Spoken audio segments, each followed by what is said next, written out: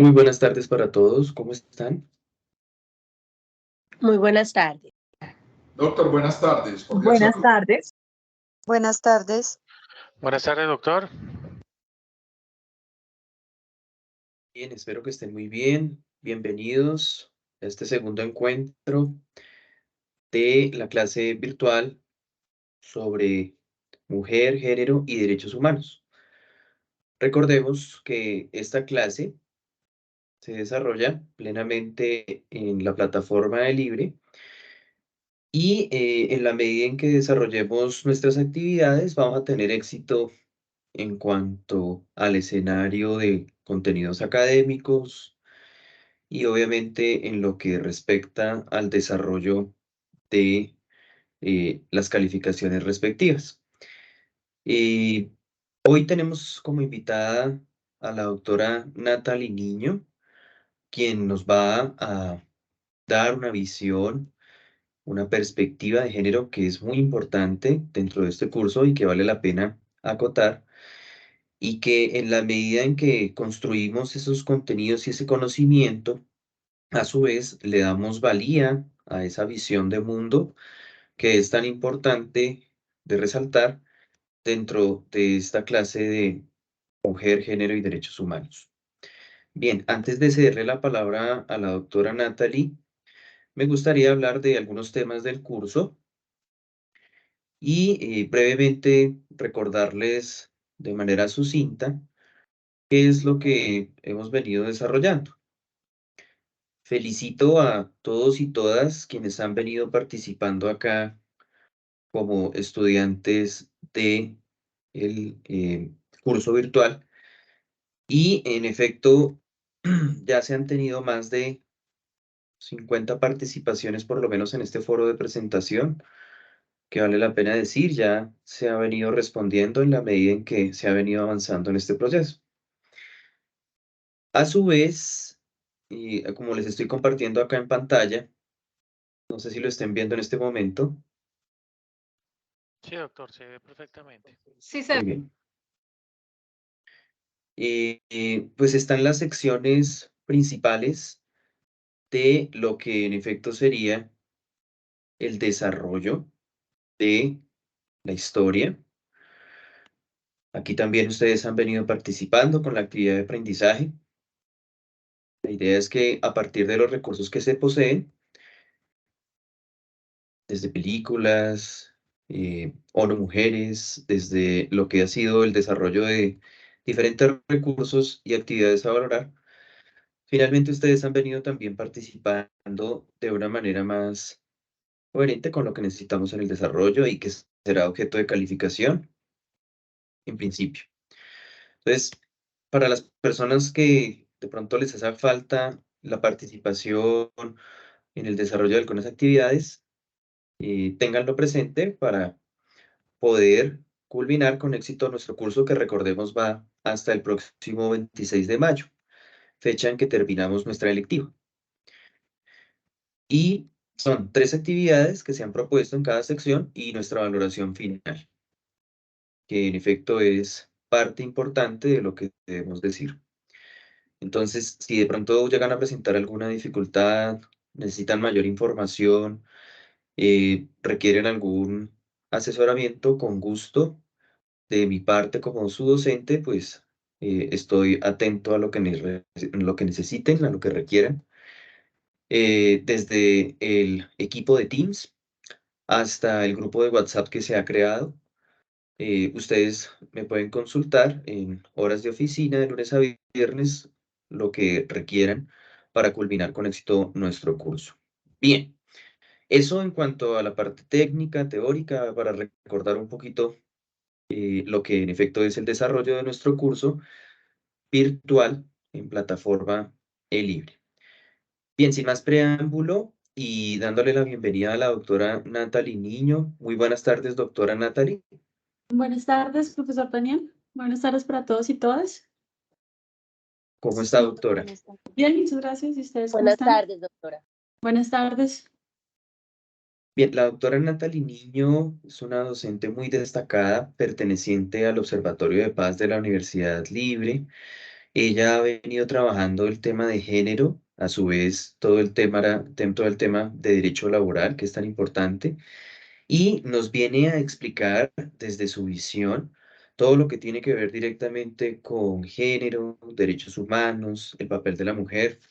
¿Quién más que ella como autoridad para decirnos, ¿sí?, su visión, su forma de entender todo este escenario que es tan importante y que nos da pie dentro de la Universidad Libre para entender todo lo que sería los nuevos roles, los nuevos procesos, los nuevos retos que afronta la mujer, el escenario del género y los derechos humanos?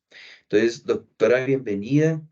Esta es un espacio para que usted nos pueda expresar, nos dé a entender muchas cosas y que también podamos debatir con nuestros estudiantes algunos de sus contenidos y que en efecto pues ampliemos los horizontes como tal de esta cátedra. Entonces, doctora, bienvenida, muchas gracias por su asistencia y le cedo el espacio para que por favor usted nos y nos ilustre una muy buena charla, muy buena clase al respecto. Muchas gracias, Daniel. Quisiera también pues invitar a la profesora María Fernanda González. Ella también nos está acompañando en la clase de hoy. Nosotros, digamos, de alguna forma preparamos esta intervención y concretamente nos enfocamos en el tema, digamos, un poco pensando en el concepto de mujer, concepto de género, pero al mismo tiempo también pensando en el concepto de trabajo, por una razón principal, y es que estamos en el marco de unas reformas laborales estructurales que implican la necesidad de tener una suerte de argumentos o de base teórica para defender algunos puntos que trae la reforma, ¿no? La reforma laboral plantea el punto de cierre de brechas, que es sumamente importante, acoso y violencia en clave de género, que es sumamente importante, la regulación del trabajo doméstico. A mí, pues personalmente no me gusta llamarlo así, eso es trabajo reproductivo. Y bueno, entonces un poco nosotros queremos es pensar o ofrecer bases teóricas con el ánimo de comprender un poco este debate que está suscitando actualmente. Y bueno, con la profesora María Fernanda nosotros decidimos dividir como en dos la sesión. La primera parte es una sesión teórica sobre los feminismos y cómo estos han aportado elementos para la construcción de un pensamiento jurídico que nos da herramientas para litigar, por ejemplo, para hacer litigio estratégico o para pensar los casos.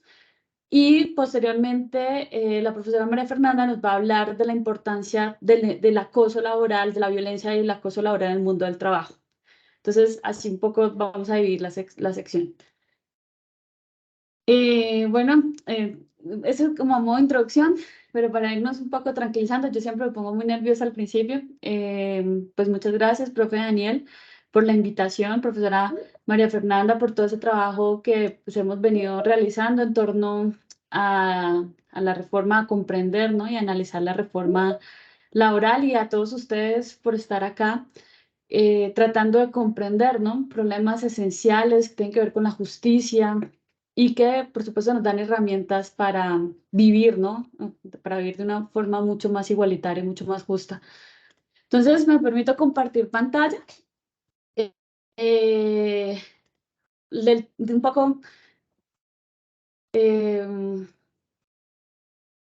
Ay, un segundo, listo. Bueno, un poco esa es la introducción que quería hacer, la justificación por qué escogimos trabajo. Entonces, lo que yo les quiero presentar es de dónde sale el debate, porque hay como una suerte de argumentos que se proponen propiamente, por decirlo de alguna manera, feministas, ¿no? Y entonces, ¿cómo se construye o qué es eso del feminismo, o qué son esos de los feminismos? ¿Cómo surge o cómo parte? Digamos rápidamente, tampoco me quiero quedar ahí, sino es para mostrarles y ofrecerles argumentos para pensar, ¿no?, que no existe algo así como el feminismo, sino lo que existen son los feminismos, y hay un montón de metodologías que nos ayudan a pensar todo el tiempo. Luego quiero hablar de acciones colectivas, cómo las mujeres se organizan para producir conceptos propios que nos ayudan a comprender nuestras desigualdades y esos conceptos pues también nos permiten ver formas de aparecer en lo público, ¿no? Propiamente femeninas. Y a partir de ahí vamos a ver como dos conceptos fundamentales para la teoría del derecho que surgen a partir de cuestionar teorías de la justicia, que son perspectiva de género y enfoque de género. ¿Cuál es la diferencia y cómo podemos trabajar nosotros con enfoque de género? Entonces, bueno, digamos que en la medida en que las diapositivas se van cambiando de color, entonces es porque voy cambiando de tránsito, ¿no? Entonces vamos a comenzar por los feminismos. Hay una discusión en torno al concepto de olas del feminismo, ¿no?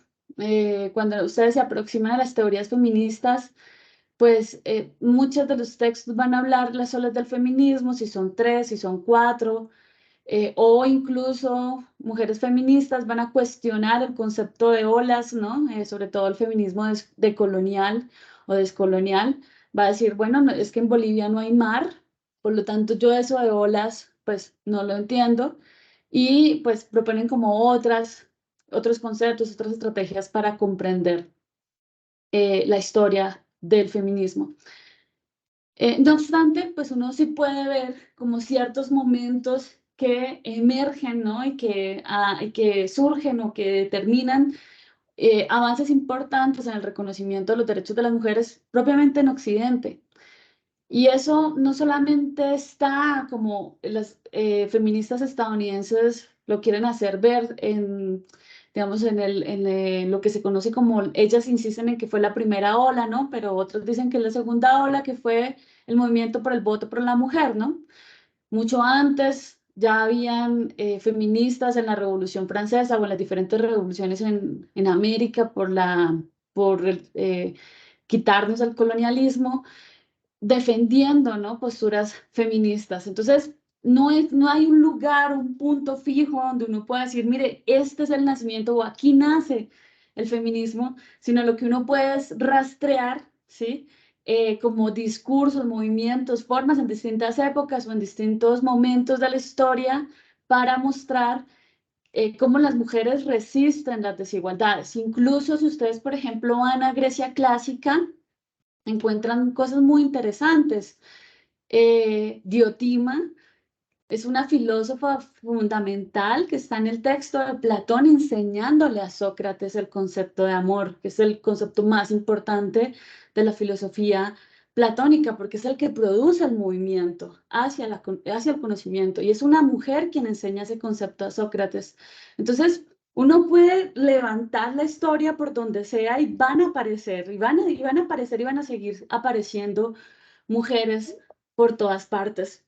Pero las nociones de olas nos ayudan un poco a organizar como estos momentos y estos periodos en donde históricamente, de alguna forma, ha existido unos acontecimientos importantes en términos jurídicos que marcan unos avances en términos de los derechos de reconocimiento de las mujeres. Hay un texto fundamental, que es el texto de Christine de Pizan, que se llama La ciudad de las damas. En ese texto, que es un texto de una mujer medieval, además de la primera filósofa que vive la filosofía, en ese texto llamado La ciudad de las damas, Christine de Pizan señala todo el proyecto moderno que tienen las mujeres feministas. Ella está insistiendo ahí sobre la violación, sobre la violencia que sufren las mujeres, sobre las desigualdades. Y es un texto que se escribe en la época medieval, ¿no? A finales, pero bueno. Y luego en la Revolución Francesa, o en ese momento de emergencia de la Revolución Francesa, pues nosotros vamos a encontrar también un montón de mujeres que están cuestionándose la idea de universalidad. No es cierto que el derecho de los hombres sea también el derecho de las mujeres, como nos han querido hacer ver, ¿no? Hollande de Gus denuncia justamente con el texto la Declaración de los Derechos de la Mujer y la Ciudadana, que después de que las mujeres participaron en la revolución, pues las desconocieron en en otorgarle derechos. Y ella en ese texto muy hermoso insiste, mujer despierta, ¿no? Te han utilizado y ahora que van a traer los derechos, pues que nos imponen el Código Civil de Napoleón de 1804, ¿no? Que es pues el gran texto jurídico que justamente va a hacer o a producir la sujeción de la mujer en la modernidad, ¿no? Lo que va a crear como la emergencia de la feminidad o la emergencia de la feminité. Luego tenemos la segunda ola, que es cuando se produce toda la efervescencia, ¿no? Es más bien un feminismo de masas. En la Revolución Francesa teníamos más bien unas mujeres intelectuales o revolucionarias que participaban aisladamente o mujeres que hacían parte también de los movimientos sociales que apoyaban justamente las manifestaciones. Recuerden que son las mujeres las que van a sacar a los reyes, ¿no? Y los traen a la ciudad. Pero ya en la segunda ola, pues sí tenemos un movimiento feminista de masas. Y ahí, digamos que lo que se muestra es como el feminismo liberal, el voto para la mujer, pero detrás de todo lo que estaba sucediendo, el voto para la mujer, habían muchas cosas, como por ejemplo las feministas estadounidenses se asociaron con la sociedad antiesclavista en los Estados Unidos por el abolicionismo, ¿no? Y ahí empiezan también otras luchas, otras pugnas por mujer y raza, ¿no? Y reconocimiento. Y eso va a ser fundamental para comprender por qué no es que existe algo así como el feminismo, sino que existen los feminismos, porque las mujeres en los Estados Unidos en ciertas manifestaciones mandaban a las mujeres esclavas a que desfilaran hacia las puntas, ¿no? Para que no se mezclaran. Y las feministas que hacían parte de los movimientos esclavistas, pues muchas veces se sintieron muy discriminadas de los movimientos feministas, que se volvían más burgueses, ¿sí? Y que recordemos que a veces también les sirve a una clase capitalista, ¿no? Bueno, y que desconoce los derechos de otra.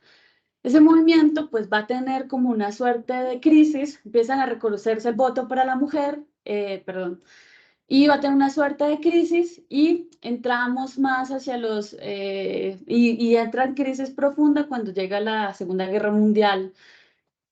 Y ahí emerge un texto fundamental en 1949, que es El segundo sexo de Simone de Beauvoir, que es un texto escrito en clave de mujer, ¿no? Una denuncia. Es la primera vez que uno podría encontrar esta distinción entre sexo-género.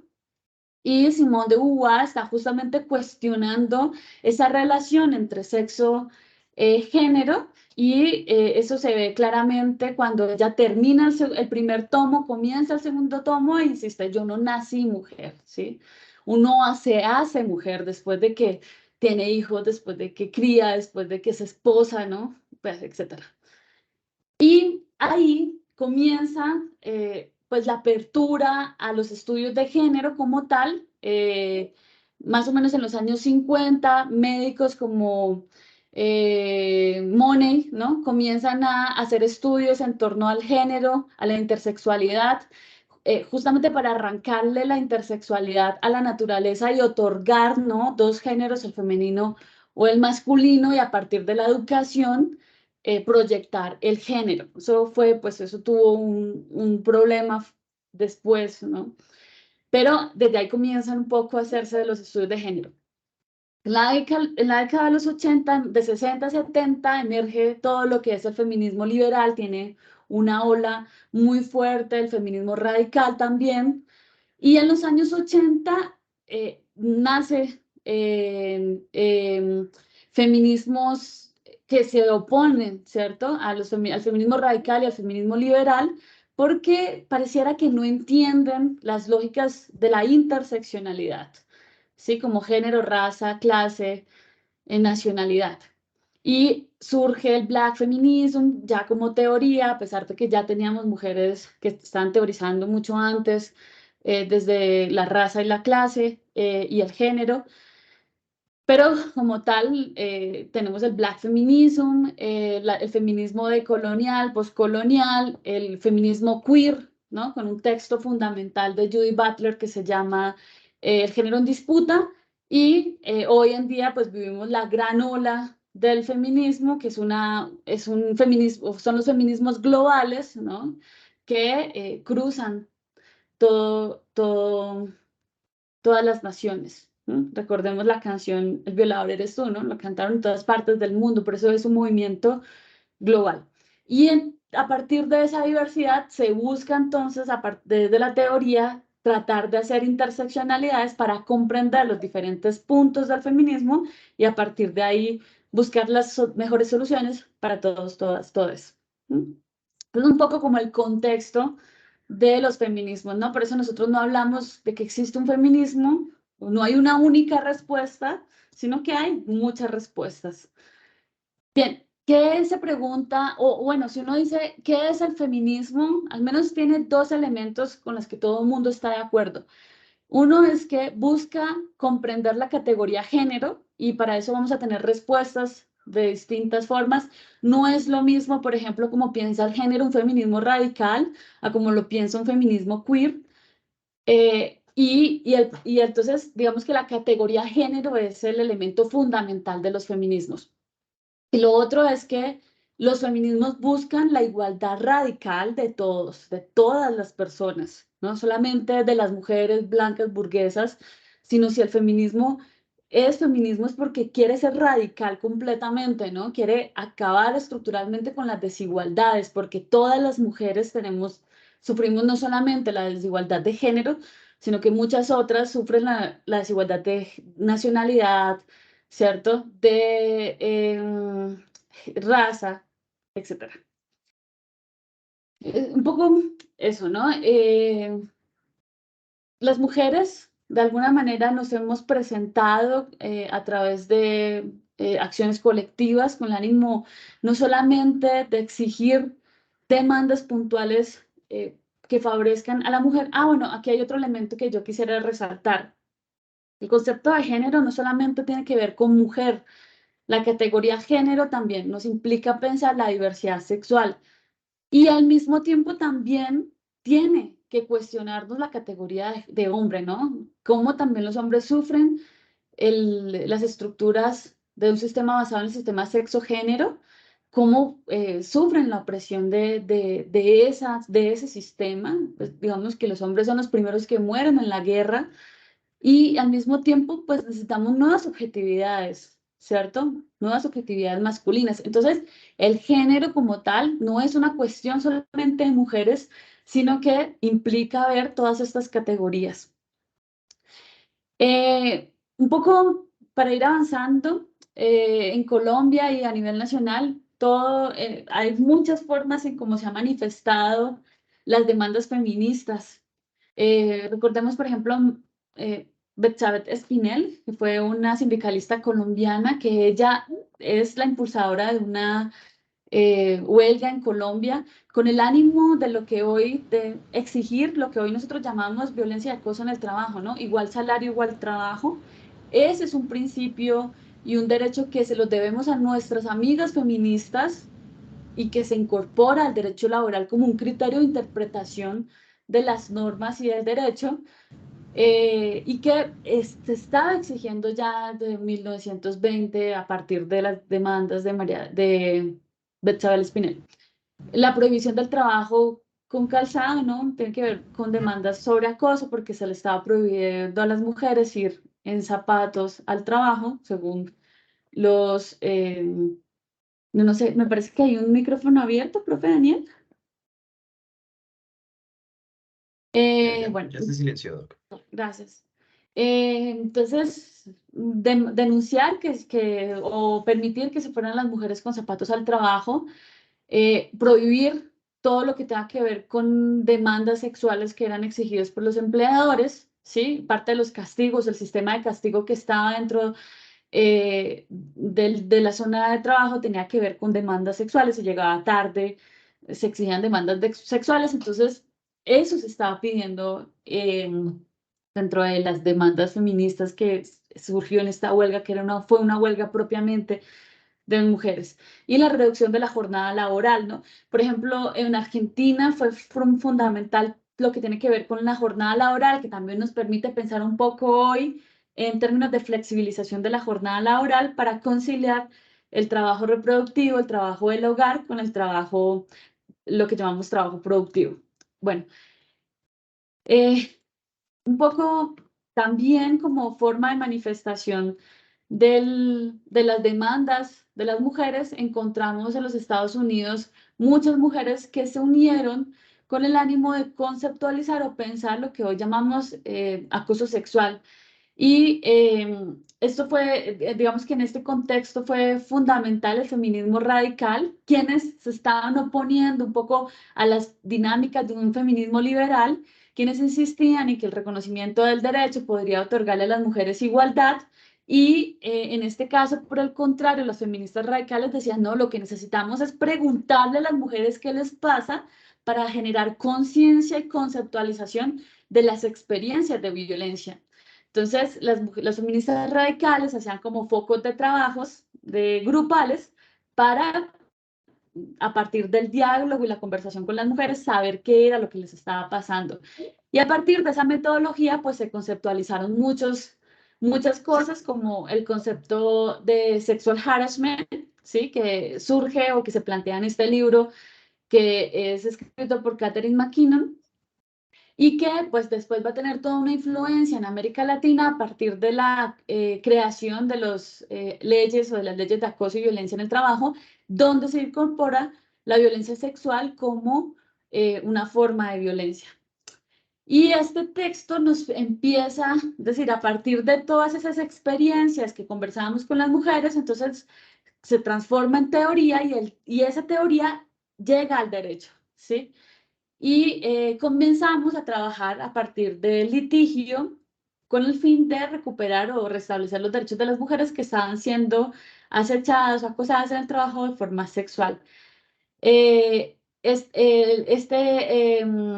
sentencia, Meritor Bank versus Vinson, es donde Catherine McKinnon es la abogada, trata de una mujer que había sido acechada sexualmente por su jefe, y ella pues empieza a tener una serie de dificultades de salud, lo que hace que se ausente mucho del trabajo, y entonces a ella la despiden por eso. Ese caso llega a la Corte Suprema de los Estados Unidos y se introduce un concepto de sexual harassment, ¿no? Como un concepto para pensar la violencia y el acoso en el mundo del trabajo a partir de la categoría sexo, ¿no? La categoría sexo como tal. Y a partir de ahí, muchas sentencias, la jurisprudencia feminista denuncia un poco a las feministas radicales porque encajaban a las mujeres a una suerte de víctimas y no nos hacía pensar o no nos ayudaba a pensar en las estructuras o las formas violentas que sufren las mujeres en el mundo del trabajo a partir de los estereotipos, ¿no?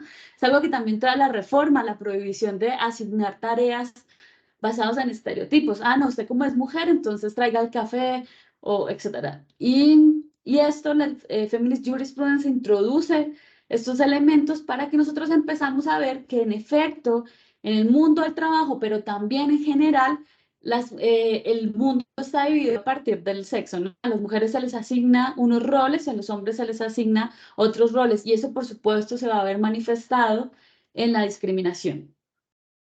Bien, entonces, otras feministas como, bueno, no recuerdo ahorita el nombre, que se introduce el concepto de interseccionalidad y que nos permite además ver que no todas las mujeres sufren la violencia de forma igual, sino que muchas mujeres pues tienen interseccionalidades, y eso hace que en los trabajos pues exista una mayor violencia sobre esos cuerpos que están atravesados por categorías no solamente de género, sino también de raza, clase y nacionalidad. Y toda esta forma de litigar va a producir dos conceptos en el derecho fundamentales. Por un lado, la perspectiva de género, y por otro lado, el enfoque de género. Yo quisiera un poco aclarar acá, y es que pareciera que si ustedes leen jurisprudencia o, digamos, en general, conceptos que tengan que ver con estos dos elementos, tanto el enfoque como la perspectiva de género, parecerían sinónimos, ¿no? Pareciera que fueran sinónimos. La perspectiva y el enfoque se utilizan como de manera indiscriminada, como si fueran sinónimos. Realmente, en mi criterio, no son sinónimos, sino que corresponden a dos ámbitos de aplicación distintos. Para mí, la teoría tiene que ver más con las justificaciones de los conceptos que contribuyen a solucionar los problemas de las mujeres, es decir, Y llave las tienes en el bolso. Por favor, silencio es los decir, micrófonos. Es decir, Qué pena, yo doctor. ya vamos a terminar para que podamos, digamos, como tener algunos elementos para la discusión. Entonces, les decía, es decir, la perspectiva funciona como todas esas teorías de las que les he venido hablando, ¿sí? Que nos sirven para retroalimentar el debate, ¿sí? Son todas las teorías de justicia, de género, que nos permiten ver que en efecto existe un problema de discriminación que tiene atravesada la categoría género. Y no solamente existe una teoría, sino existen muchas teorías feministas. Y el enfoque ya es el paso a paso, el método, si se quiere, que nosotros aplicamos tanto en las decisiones judiciales como en la sentencia, como en la política pública. Entonces, la perspectiva de género se cuestiona, ¿sí? Unas teorías de la justicia tradicionales basadas en, digamos, de formas generales, que no tienen en cuenta realmente pues, las diferentes formas en las que las personas son discriminadas, ¿no? Y aquí encontramos que hace una crítica, por ejemplo, a una teoría de la justicia de corte de Rawls, porque recuerden que la teoría de Rawls lo que nos decía es que, bueno, hay un mundo en donde no sabemos cómo llegamos, no sabemos si llegamos a la parte de mejores condiciones o a la parte de las peores condiciones, pero si nosotros queremos instituciones justas, lo que tenemos entonces que garantizar es que exista, ¿cierto?, una base mínima en la que las personas partan, ¿sí? Es decir, que si bien es cierto, pertenecemos a este lugar, tengamos tecnología, salud, educación, ambiente sano, etcétera, como mínimos, ¿no? Y esta teoría de la justicia, pues es lo que más o menos nosotros llamamos el igualitarismo, ¿sí? Que pretende desde una base material igualar los derechos de las personas. Muchas feministas se oponen a que solamente se comprenda la justicia desde esta perspectiva. ¿Por qué? Porque esta perspectiva de la justicia no permite ver problemas de capacidades, como lo va a llamar Martha Nussbaum. Piense que, por ejemplo, nosotros hoy tenemos un problema real de salud pública en términos de cómo concebimos la belleza. Sí, puede que tengamos una base material garantizada, pero no sabemos realmente, digamos, cómo utilizar esa base material, ¿no? Todo el debate que se suscitó hace 2 semanas o hace 3 semanas en torno a la belleza, ¿no? O incluso a la alimentación, puede que la nevera está llena, ¿sí? Pero todos los problemas de trastornos alimenticios pues no nos hacen capaces frente a esa base material. Y entonces Martha Nussbaum dice, no, entonces habría que pensar una teoría de la justicia con base en las capacidades. Y, bueno, otras feministas, Martha Nussbaum es rara, ¿no? Ella tiene un texto que se llama las mujeres y el desarrollo humano, donde plantea una teoría de la justicia de las mujeres con base en las capacidades. Y otras feministas como Nancy Fraser dicen, bueno, muy chévere lo de la redistribución, pero miren que hay problemas de reconocimiento, ¿cierto? Que no lo observan el concepto de redistribución. Entonces ella dice, pongamos el problema, por ejemplo, de las personas LGTBIQ+. Puede que existan personas con bases materiales solucionadas, ¿sí? Pero realmente no tienen un reconocimiento y por lo tanto sufren de discriminación dentro de la sociedad. Razón por la cual entonces no solamente podemos hablar de redistribución en términos de una base material, sino también necesitamos hablar de capacidades, de reconocimiento, de representación e incluso, como lo plantea una feminista, desde una justicia epistémica. Porque a veces nosotros le negamos la palabra a otros porque son los otros que no pueden hablar, ¿no? Es que usted no puede hablar o yo le disminuyo en su capacidad porque usted es mujer, ¿sí? Y entonces ahí lo que está pasando es que hay una justicia epistémica o usted no puede hablar de esto porque es hombre. Y entonces nosotros con base en estereotipos estamos imponiendo una injusticia epistémica al otro, ¿sí? O cuando reducimos credibilidad al otro, ¿no? Piensen, por ejemplo, el caso que ya pones en los Estados Unidos, ¿no? El policía que no le cree a las personas afroamericanas y entonces esa falta de credibilidad es una injusticia epistémica. Entonces, la justicia no solamente se trata de redistribución, se trata de reconocimiento, se trata de capacidades, se trata de justicia epistémica, etcétera.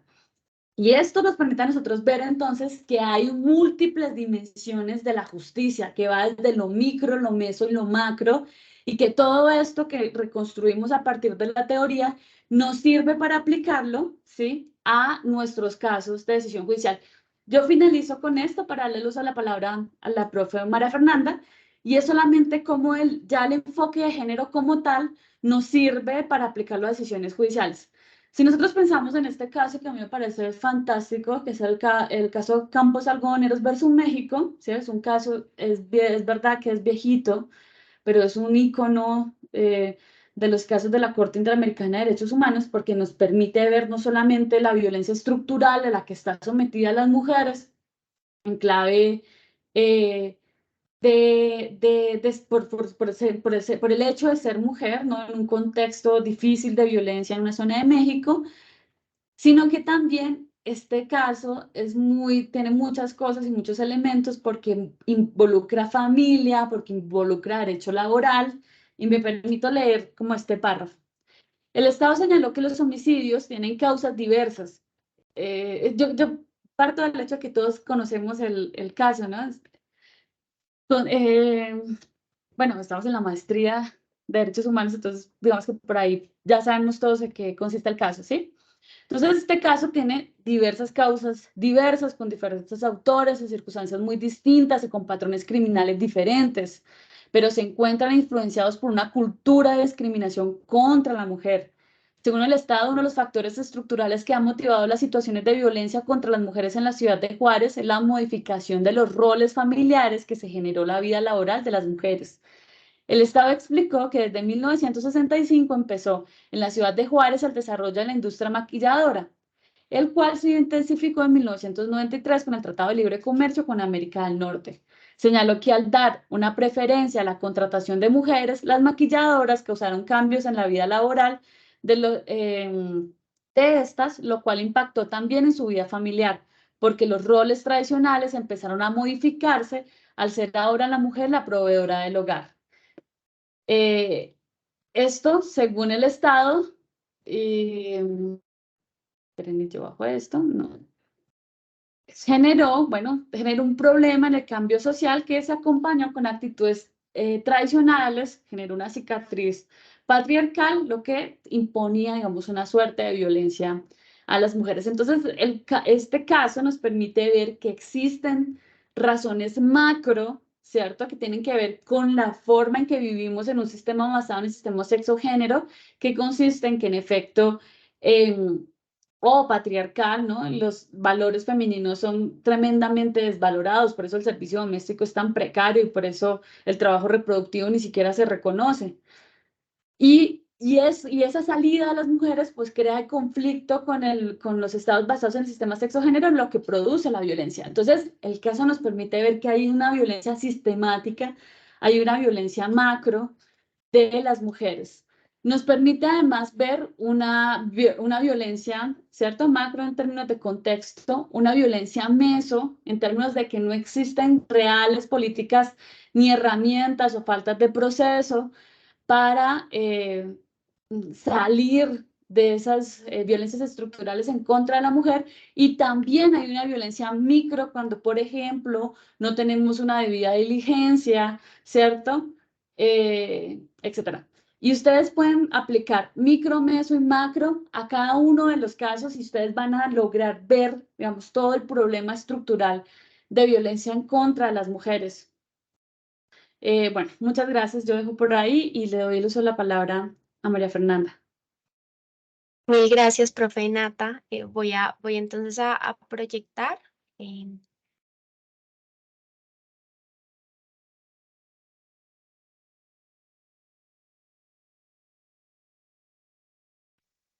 Bien, mientras la doctora María Fernanda proyecta, decir que mucha intervención de la doctora Natalie Niño, muy importante, sus conceptos, sus ideas, la relación con el derecho, que es tan importante, el escenario jurisprudencial y el aporte a esta electiva tan importante de mujer, género y derechos humanos. Bien, doctora María Fernanda. Mil gracias, profe Daniel, y mil gracias, profe Nata, por esta valiosa invitación.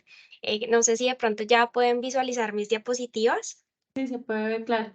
Ah, listo, perfecto. Entonces, de nuevo, buenas tardes para todas y todos. De acuerdo pues a este análisis que nos invita a hacer la profe Nata, pues es prudente entonces hablar de uno de los contextos bajo los cuales las mujeres pues también pueden estar o pueden, sí, ser sujetos y entre ellos encontramos el acoso laboral. Para hablar de acoso laboral y previo a entender también muchas de sus justificaciones, pues he diseñado un pequeño contenido que debemos tener en cuenta al momento de analizar esta situación en concreto. En un primer momento, entonces, hablaré de un contexto histórico y pues realizaré la siguiente pregunta. ¿Por qué razón nace la Ley 1010 del 2006? Y básicamente van a ser por diferentes contextos sociales que se presentaban hacia los años 2000 en Colombia, diferentes vulneraciones a trabajadores sindicalizados y a mujeres que no se vieron con buenos ojos en el mundo y no se vieron con buenos ojos en diferentes organizaciones en concreto. Posterior a ello, pues hablaremos un poco de los aciertos de la norma, de esas críticas que se le hacen a la Ley 1010 del 2006, porque para nadie es un secreto que sí tiene diferentes falencias que hoy en día vemos que se suplen a través de un instrumento internacional como lo es el Convenio 190 de la OIT. Posterior a ello, de hablar un poco de esas críticas, hablaré de un contenido normativo, si bien aquí es muy importante precisar que cuando nosotros consultamos la ley 1010 del 2006 y cuando nosotros analizamos la institución del acoso laboral, pues es importante tener en cuenta que la única norma que vamos a utilizar de insumo no es la ley 1010 del 2006, sino que eventualmente utilizaremos otras normas que más adelante veremos grosso modo, las cuales pues nos permitirán cumplir con ese objetivo y cumplir entre comillas, y lo digo así, porque creo que del análisis que hemos podido evidenciar de profesores como lo son la doctora Liliana Parra, quien hizo un análisis de la jurisprudencia de las altas cortes respecto a los fallos positivos y negativos en materia de acoso laboral, pues vemos que es una institución un poco compleja, entonces posteriormente hablaré un poco de esto, pero concretamente me centraré en la definición de la ley 1010 del 2006, en las modalidades de acoso y en los daños que puede producir. Y estos daños que han sido analizados desde diferentes, desde la academia, desde diferentes universidades, una de ellas que yo tomo con mayor aprecio es el Instituto de Fisiología Celular de la Universidad Nacional de México, y también estos daños que han sido desarrollados por parte de la jurisprudencia de la Corte Suprema, de la Corte Constitucional. Posteriormente, hablaremos de unos derechos humanos que se ven afectados con el acoso laboral. Hay unos bienes jurídicos constitucionales y hay algo que a mí, y debo confesarles, que leí hace poco, me hizo como resonar mi cabeza porque yo decía, bueno, hay unos bienes jurídicos contenidos en este primer artículo de la Ley 1010 del 2006, entre ellos dignidad humana, la honra, entre otros, bien, pero entonces vemos que con el convenio 190 de la OIT literalmente se crea un nuevo bien jurídico y esto pues también tiene mayor incidencia. ¿Por qué razón? Porque de pronto para aquellos que ya lo saben o para aquellos que de pronto no lo saben, a través de la sentencia T-140 del 2021, pues exhorta a Colombia para que ratifique este convenio 190 de la OIT y para que tome esta recomendación 206 que verdaderamente es necesaria para aplicarla en los temas de acoso laboral. Y esto me permitirá entonces hablar de tres enfoques que trae el convenio 190 de la OIT: un enfoque inclusivo, un enfoque integrado y un enfoque que tenga en cuenta la condición de género. Respecto al contexto histórico, es importante señalar hasta este punto que nace la Ley 1010 del 2006 bajo un contexto histórico muy triste, y es que para los años 2000, 2003 en adelante, alrededor de 2.600 trabajadores sindicalizados murieron. Y esto realmente empezó a poner en lupa al Estado colombiano, y es así como la Organización Internacional del Trabajo, concretamente a través del Comité de Libertad Sindical, hace alrededor de 58 recomendaciones a Colombia. Realmente no tengo certeza del número. Hace casi que 58 recomendaciones a Colombia, diciéndole que vulnera flagrantemente los derechos sindicales, la libertad sindical y el derecho de asociación de los trabajadores. Entonces, al ver que no estaba quedando bien ante los ojos internacionales, pues se inquieta, y es así como dice, bueno, debemos crear una norma que se empiece a preocupar por la violencia y el acoso, ¿cierto?, en el mundo del trabajo, aunque propiamente dicho no se hablaba de violencia y acoso en el mundo del trabajo, sino solamente de acoso concretamente. Antes de la ley 1010 del 2006, pues veíamos cómo, en el ordenamiento jurídico colombiano, concretamente, se utilizaba esta institución a través de otras normas, como lo era el Código Penal, en donde se sancionaba delitos como el acoso sexual, los actos de discriminación y de hostigamiento, o si no, consultábamos directamente ese artículo 57 del Código Sustantivo del Trabajo, en donde el empleador tiene unas obligaciones, y si no cumple con unas obligaciones referentes a la protección a la dignidad del trabajador, pues esto materializaba unas conductas que podría eventualmente generar unas indemnizaciones, ¿no? Pero entonces nace bajo estos dos contextos en concreto. En un primer momento, por la vulneración sistemática a trabajadores sindicalizados, y en un segundo momento porque se necesitaba ir más allá, ¿no? No solamente debíamos seguir consultando ese artículo 57 del Código Sustantivo del Trabajo, sino que también pues debíamos crear una norma que desarrollara este enfoque concretamente. Esta ley nace entonces bajo iniciativa del gobierno del expresidente Álvaro Uribe Vélez, y nace entonces como una presión externa a ese desprestigio que vivía el país ante estas instancias internacionales, y por las múltiples violaciones a los derechos fundamentales y al incumplimiento de los tratados internacionales en lo que compete al convenio 87, al convenio 98, al convenio 151 y al convenio 154 de la Organización Internacional del Trabajo. Convenio 87 y convenio 98, que concretamente tienen mayor relevancia porque desarrollan en su conjunto dos de los principios constitucionales que desarrolla la Organización Internacional del Trabajo. Concretamente entonces nace la ley 1010.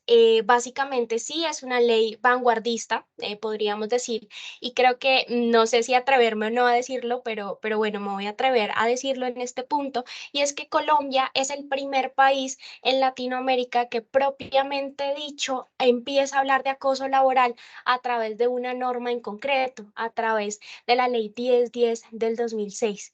Esto pues fue una estrategia del gobierno de la época para reforzar su imagen ante los ciudadanos del mundo, y más aún, pues a instar a todos los entes sociales a que empezaran a participar de esta norma concretamente, pero esto después es debatido, después es debatido en las críticas que se le hace a la legislación en concreto. Por esto nace la ley 1010, Por esto nace la Ley 1010, por la vulneración sistemática a un grupo de trabajadores, ¿no? Concretamente, entonces, vemos que nace y responde a ciertas inquietudes, responde a un concepto, responde a unas características, responde a unos bienes jurídicos, responde posteriormente a unas modalidades, a unas conductas agravantes, a unas conductas atenuantes, a una presunción establecida por allá en el artículo 7º de la Ley 1010, y contesta diferentes razones, ¿no? Pero básicamente uno de los aciertos más importantes es que tiene como objetivo principal la protección de los derechos fundamentales a la dignidad humana y el trabajo en igualdad de condiciones en el marco de las relaciones laborales públicas y privadas. Y yo creo que esto básicamente nos remite a ese artículo 1º de la Ley 1010 del 2006. Y esta es una de sus características principales. Define entonces las modalidades, se puede comparar con otros ordenamientos jurídicos en donde evidenciamos que no hay una norma que defina concretamente qué es acoso laboral, sino que nos debemos remitir a los diferentes pronunciamientos de las altas cortes, por ejemplo, en México, en Ecuador, tal vez nos debemos remitir a esos pronunciamientos de las altas cortes para saber qué es eso de acoso. Entonces, aquí en Colombia cambia esto, sin embargo, este concepto se queda corto y es una crítica que vamos a hacer posteriormente. Ahora, respecto a las críticas, concretamente hablando, podríamos decir que una de las primeras es su ámbito de aplicación. Si bien desarrolla un ámbito de aplicación, ¿a quién va a aplicar o cómo se va a materializar esas conductas de acoso laboral establecidas en el artículo 3 y siguientes de la Ley 1010? Pues solamente lo limita a las relaciones laborales subordinadas. Pero aquí pasa algo muy curioso y ustedes dirán, bueno, sí, lógicamente lo limita porque pues usted nos está hablando de acoso laboral y obviamente lo va a limitar a las relaciones laborales subordinadas. Pero entonces imagínense que mientras que pues hacía este proyecto de ley, mientras que se discutía todo el trámite legislativo ante el Congreso de la República, pues en un primer momento habían dicho, no, se aplica a todas las personas, independiente, se aplica a los contratistas, para que me entiendan un poco más. Pero entonces esto después fue modificado porque pues no hay una relación de subordinación propiamente dicha. Pero entonces vemos que esto se contradice y yo creo que Colombia hubiese sido tal vez número 1 en estos temas y hubiese dejado esa regulación expresa, porque si nosotros consultamos el instrumento internacional que vamos a ver posteriormente, el convenio 190 de la OIT, pues vamos a ver que su ámbito de aplicación es supremamente amplio. Aquí lo limita. Aquí solamente será para las relaciones laborales subordinadas. Aquí solo se podrá dar acoso laboral entre trabajador y empleador. Aquí solamente podremos ver acoso laboral, ¿cierto? Concretamente acoso laboral respecto a el empleador, el trabajador, o como se le conoce, este acoso vertical, ¿no? Que puede ser entre trabajador-empleador, que casi no se da, empleador o trabajador, o si no, que pues se podrá dar acoso laboral de manera horizontal, no lo dice precisamente así la norma en el artículo 6º, pero es aquel que se da entre trabajadores del mismo rango. Entonces aquí vemos que una de las críticas es que se limita solamente a las relaciones subordinadas. Ahora, otra de las críticas que podríamos encontrar acá es que posteriormente a esto, pues desarrollaremos la definición, las modalidades de acoso y qué daños produce, ¿no? Pero respecto a su definición concretamente, en un primer momento decimos que el acoso laboral, pues es una conducta persistente y demostrable, pero todavía no hay certeza a hoy 2023, si bien hay diferentes, casi 111 pronunciamientos por parte de la Corte Constitucional en lo que concierne a acoso laboral, pero todavía no hay certeza de qué es eso de toda conducta persistente. Todavía no sabemos cuántas conductas yo necesito para que se materialice la conducta. Necesito 2, necesito 3, necesito 4. Lógicamente, hay una excepción a esta regla, ¿no? Y es la excepción que vemos en el artículo 7º, en donde vamos a ver, excepcionalmente, un solo acto hostil bastará para acreditar el acoso laboral, pero excepcionalmente. ¿A qué se referirá la norma con excepcionalmente? Entonces son dudas que hoy en día no se han resuelto. Sin embargo, un instrumento internacional que nos da una respuesta es el convenio 190 de la OIT. Estas son dos críticas muy genéricas. De verdad, manifiesto ante ustedes que podríamos hablar mucho más sobre esta norma concretamente, pero creo que debemos continuar. Ahora, sabiendo la razón de por qué nace la Ley 1010 del 2006, sabiendo cuáles son esos aciertos normativos, y es que Colombia se pone en vanguardia, se pone bonita a nivel internacional, por decirlo así, y sabiendo cuáles son las críticas de manera general que tiene esta ley, porque hay otras críticas que definitivamente el convenio 190 de la OIT reitera, pues es importante entonces entender su contenido normativo. Y es que si nosotros consultamos en este momento la ley 1010 del 2006, ustedes, y perdonen si no lo sé exactamente, pero ustedes van a ver aproximadamente 19, 18 artículos, en donde, reitero, hablaremos del objeto de la ley, de la definición, de las modalidades, de las atenuantes, de las circunstancias agravantes, de los sujetos y el ámbito de aplicación, de las conductas que constituyen acoso laboral, de los procedimientos, del fuero que podríamos encontrar, si no estoy mal, en el artículo 10º, entre otras, ¿no? Entre otros. Pero como vemos que es un contenido tan extenso, y recuerden que cuando hablamos de acoso laboral no solamente hablamos de la ley 1010 del 2006, sino que vamos a otras normas, pues vamos a hablar concretamente de la definición, sus modalidades y los daños que puede producir. Cuando nosotros hablamos de la definición,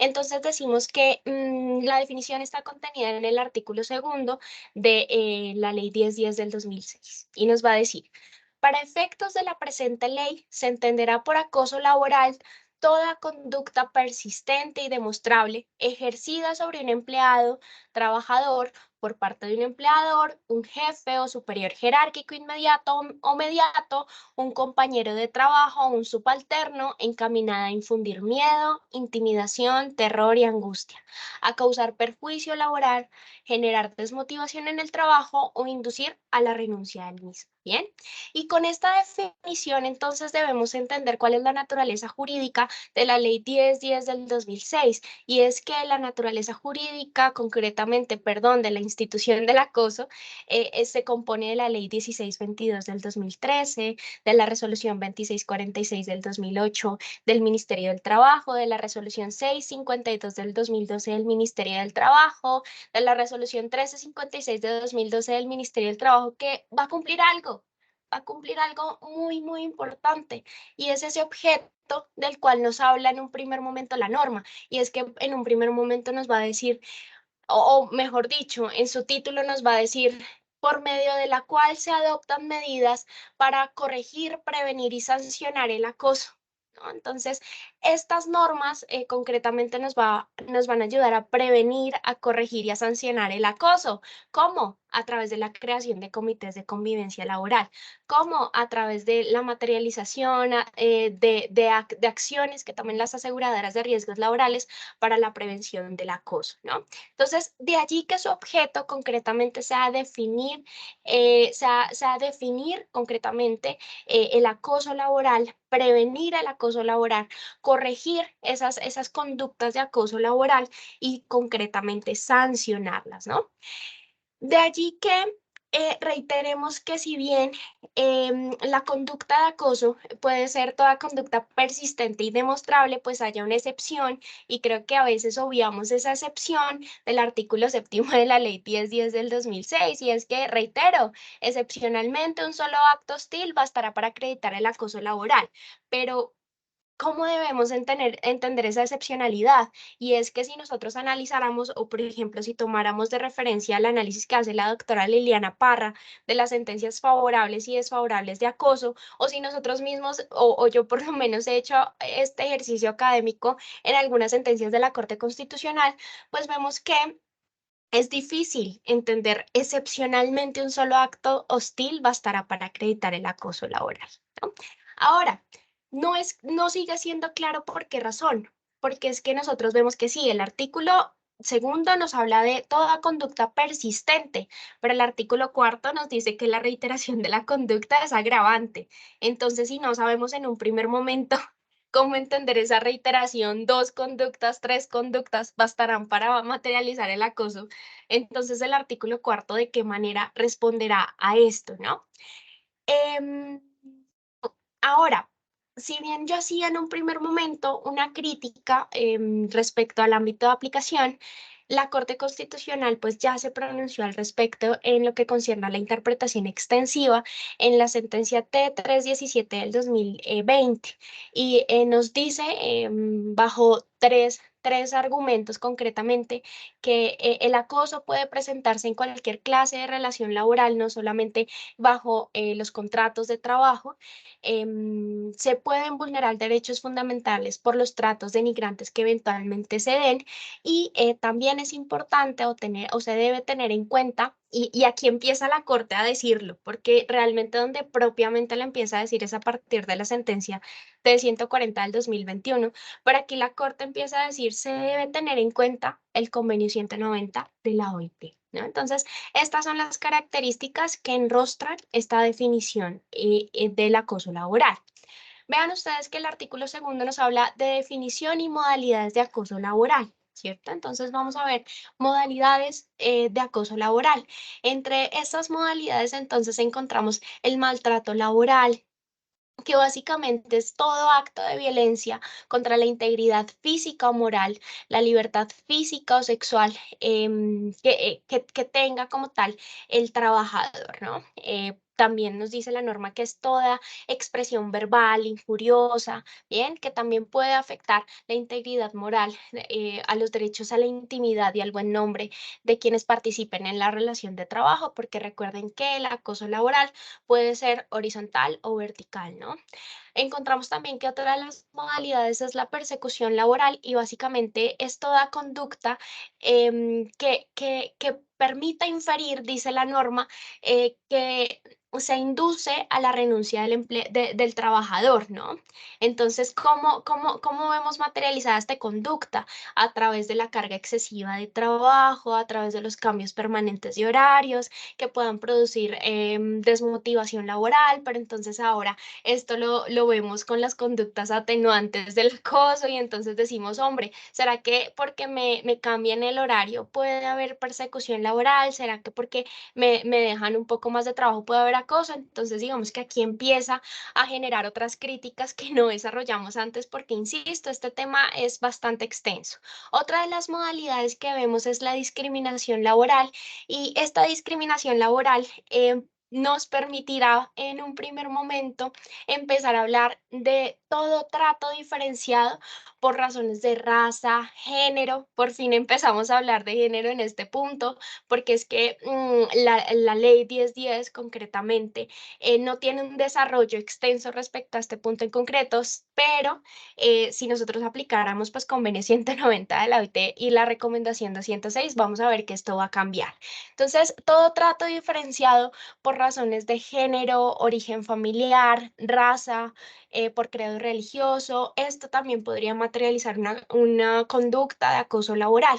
Pero entonces esta discriminación es muy importante tenerla en cuenta toda vez que incurrir en la discriminación laboral, pues no solamente transgrede normas como lo es la ley 1010 de acoso laboral, como lo es el Código Sustantivo del Trabajo, como lo puede llegar a ser la Constitución en su artículo 13, en esa cláusula que desarrolla en el artículo 13, sino que también puede vulnerar y transgredir dos convenios muy importantes, que es el convenio 100 y el convenio 111 de la OIT, los cuales persiguen o tienen como finalidad la igualdad en el mundo del trabajo, ¿no? Entonces el convenio 100 y el convenio 111 respectivamente nos va a hablar de la igualdad salarial y nos va a hablar posteriormente de la no discriminación en el mundo del trabajo. Entonces vemos cómo estas modalidades eventualmente también podrían llegar a vulnerar normas internacionales, como cuáles en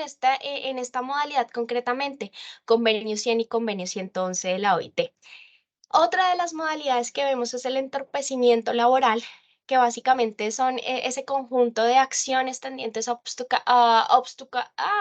obstaculizar el cumplimiento de la labor o hacerla más gravosa, ¿cierto? Y esta puede ser otra conducta concretamente.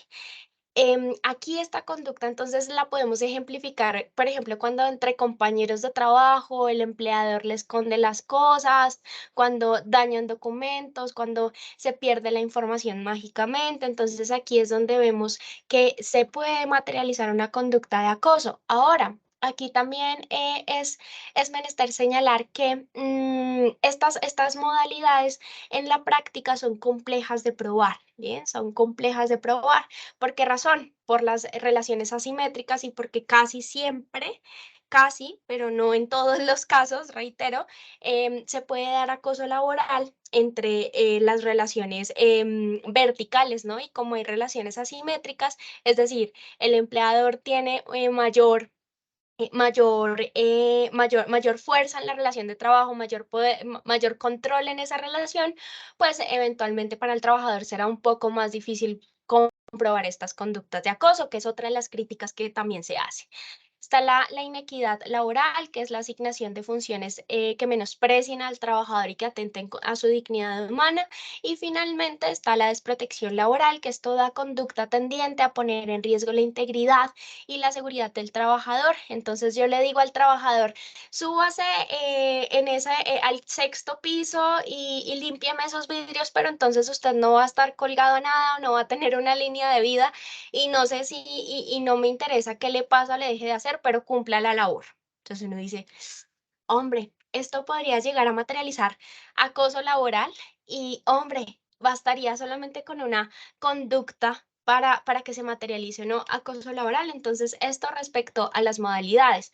Ahora, vemos que hay unos daños y hay unos daños conforme lo ha desarrollado la Corte Constitucional a través de la sentencia T317 del 2020, que en un primer momento señala que esos efectos de acoso laboral los podemos ver en la depresión, la ansiedad, los ataques de pánico, la irritabilidad, el problema de autoestima, el bajo rendimiento, el aislamiento, pero entonces también vemos que pueden haber otros daños conforme a unos estudios que se hicieron en la universidad, en la UNAM, y en donde pues dice que puede haber unos daños psicoemocionales y en la salud, pueden haber unos daños sociales, como lo pueden visualizar ahí en la pantalla, que básicamente son esos daños que desarrollé conforme a la sentencia T317 del 2020, pero aquí me pareció algo muy interesante y es que hay otro tipo de daños que afectan a nivel de las organizaciones. Entonces, pueden haber daños que afecten a los empleadores, pueden haber daños que afecten a los empleadores.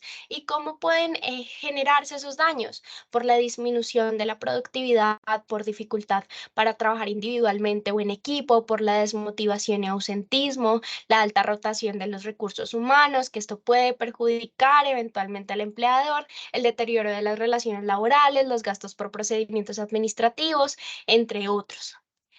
También pueden afectar a la sociedad. Esto, digamos que me llama mucho la atención y entonces se amplía ese panorama porque uno diría, no, en un primer momento los afectados son quienes son sujetos de acoso, pero no, también hay unas consecuencias para los empleadores y hay unas consecuencias también para la sociedad y es un análisis muy curioso y es que pueden haber, para esta segunda categoría, pueden haber costos a largo plazo para la reintegración de las víctimas, puede haber un incremento en la violencia laboral o en la violencia o puede haber un incremento en esa violencia de acoso en el mundo del trabajo, ¿cierto? Entre otros factores que podrían estar muy presentes. En Colombia, básicamente se ha hecho un análisis y es que el 18% de la población consultada pues sufre de depresión por conductas de acoso, el 21% sufre de ansiedad y el 8,4% de una encuesta practicada a diferentes trabajadores del sector privado, pues tiene daños a la salud por afectaciones físicas o mentales. Entonces, esto también es algo muy importante de tener en cuenta. Ahora, rápidamente, ¿qué derechos humanos se ven afectados con el acoso laboral? La ley 1010 básicamente nos va a hablar de la dignidad de la persona, la igualdad ante la ley, la integridad moral física y psíquica, la no discriminación, el honor, la intimidad personal, el trabajo y la libertad. Leyendo a varios autores que desarrollan acoso laboral, pues uno en un primer momento piensa, hombre, el bien jurídico que se ve afectado es el trabajo, pero ¿se verá afectado solamente el trabajo? No. Esto no se ve afectado solamente el trabajo, sino que concretamente se van a ver afectados estos bienes desarrollados a partir del artículo primero, ¿cierto? En donde vamos a ver que se van a ver transgredidos la libertad, la intimidad, la honra, la salud mental, ¿no? De quienes pues son sujetos de acoso laboral. Pero entonces aquí llega algo y es que el convenio 190 de la OIT agrega literalmente un bien jurídico más, y es que de la lectura concretamente, pues nos va a decir en el artículo cuarto, numeral primero, ¿cierto? Nos va a decir que hay un derecho de toda persona a un mundo del trabajo libre de violencia y acoso. Entonces, hay un derecho que tiene toda persona, que no tiene trabajador, que no solamente tienen aquellos que participan de las relaciones de trabajo, sino que hay un derecho de toda persona a un mundo del trabajo libre de violencia y acoso. En mi criterio personal y siguiendo las lecturas que hace un momento les comentaba de una docente de la Universidad Nacional de México, pues se puede evidenciar que este es otro derecho. Y es que nace un nuevo derecho de acuerdo a la lectura de este convenio 190 de la OIT, y es el derecho de toda persona a un mundo del trabajo libre de violencia y acoso. Pero entonces el convenio 190 de la OIT nos cambia el concepto. Vean que hace un momento solamente hablábamos acoso laboral será toda conducta persistente y demostrable, mientras que con el convenio 190 de la OIT nos va a empezar a hablar de violencia y acoso en el mundo del trabajo, y el convenio 190 de la OIT nos empezará a decir que pues solamente bastará con una conducta, ¿cierto? Solamente bastará con una conducta para materializar acoso, ¿no? Cambia su ámbito de aplicación, entonces aquí se da antes, durante y después de la relación de trabajo. No solamente aplicará a los sectores al sector público y al sector privado el acoso, sino que también aplicará a la economía formal e informal en las zonas urbanas y rurales, ¿no? Esto también lo cambia. Y va de la mano con la recomendación 206 de la OIT, que desarrolla concretamente la forma como se materializará este convenio. Nos dirá las rutas para la prevención del acoso, para la corrección y posteriormente para la sanción del acoso laboral. Em, ¿Cuál es el punto que trasciende aquí con el convenio 190 de la OIT? Y es que concretamente dice que reconociendo que la violencia y el acoso por razón de género afectan de manera desproporcionada a las mujeres y a las niñas, aquí empieza no solamente a hablar de mujeres y niñas, no solamente habla de mujeres, sino que también habla de niñas, quienes pueden ser sujetos de acoso laboral, y reconociendo también que la adopción de un enfoque inclusivo e integrado que tenga en cuenta las consideraciones de género y aborde las causas subyacentes y los factores de riesgo, entre ellos los estereotipos de género, las formas múltiples e interseccionales de discriminación y el abuso de las relaciones de poder por razón de género, es indispensable para acabar con la violencia y el acoso en el mundo del trabajo. Y ya para finalizar, entonces la anterior lectura pues nos permite entonces hablar de tres enfoques: de un enfoque inclusivo, de un enfoque que tenga en cuenta las consideraciones de género y de un enfoque integrado. Respecto al enfoque inclusivo, entonces es la lectura sistemática que se hace del artículo cuarto, inciso segundo y tercero del convenio 190, y es que la protección de este convenio va a ser amplio, ¿no? Va a aplicar a todas las personas, ¿cierto? Va a aplicar a todas las personas. El enfoque que tenga en cuenta las consideraciones de género básicamente nos va a decir que las mujeres son particularmente vulnerables a la violencia y el acoso en el mundo del trabajo. Entonces, en atención a esto, se deberán tomar unas medidas, y estas deben tener en cuenta y abordar esas causas que puedan, ¿cierto?, estar interrelacionadas relacionadas con la discriminación, con las relaciones de poder desiguales por razones de género, por los estereotipos de género y las normas de género sociales y culturales que apoyan la violencia y el acoso. Y finalmente, un enfoque integrado que consiste en la prevención y en la eliminación de la violencia y el acoso en el mundo del trabajo.